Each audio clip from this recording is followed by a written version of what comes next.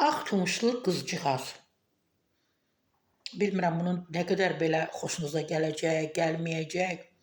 Diqqətlə baxın, yəqin baxmısınız.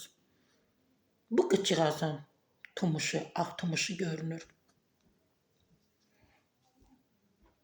Bu video çarxı, bu video görüntüləri bu qızcığaz paylaşmayıb. Harda ki, hansı məkanda ki bu mahnını ifa edib, məhz ağ tumuşu da görünür.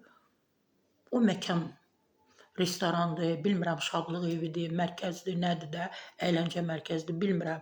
Orada adı yazılıb, özünüz görəcəksiniz, diqqətlə baxsanız. Yəni onlar paylaşıb. Mən məhz restoranların, bəzilərinin, kafelerin, nə bilim, əyləncə mərkəzləri var. Çoxları da deyir ailəvidir.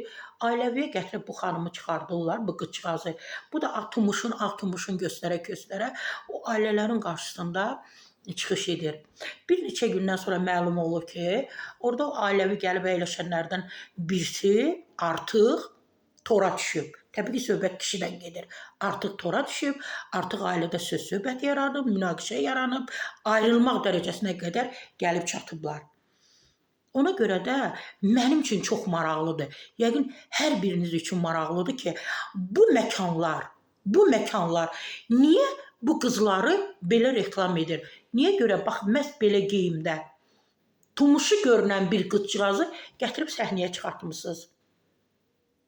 O çörək halal çörək deyil. Ay hörmətli o mərkəzlərin deyim, şadlıq saraylarının deyim, istirahət mərkəzlərinin deyim, yenə də deyirəm. O çörək halal çörək deyil. Sizin qazandığınız o çörək ki var, o haramdır.